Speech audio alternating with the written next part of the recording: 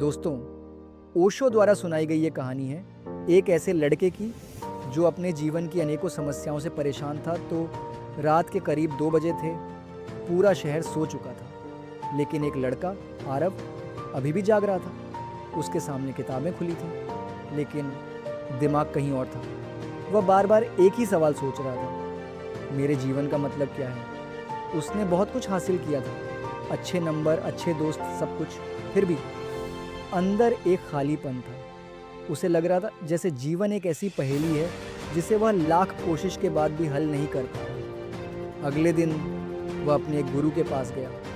गुरु शांत बैठे थे, आंखें बंद, जैसे सब कुछ जानते हों लेकिन कुछ कहते ना हो। आरव ने पूछा, गुरु जी, जीवन इतना उलझा हुआ क्यों है? मैं इसे समझ क्यों नहीं पा रहा? गुरु मुस्कुराए। उन्होंने धीरे से कहा, जीवन को समझने की कोशिश ही तुम्हारी सबसे बड़ी गलती है। आरव चौंक गया। मतलब? गुरु बोले, जीवन कोई समस्या नहीं है जिसे हल करना है, बल्कि एक रहस्य है जिसे जीना है।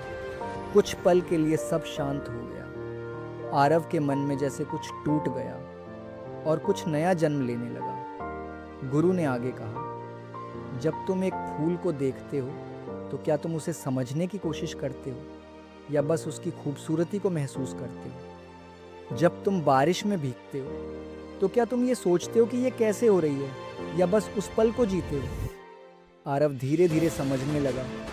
उसने हमेशा जीवन को एक मैथ प्रॉब्लम की तरह देखा।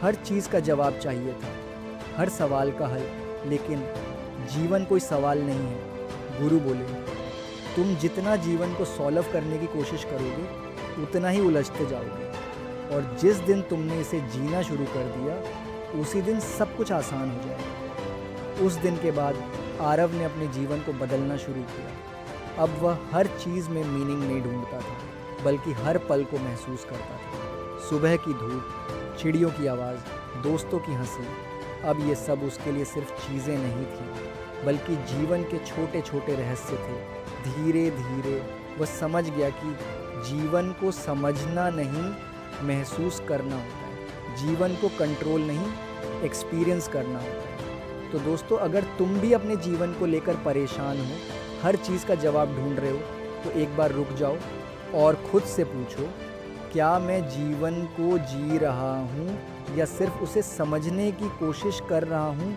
याद रखो, जीवन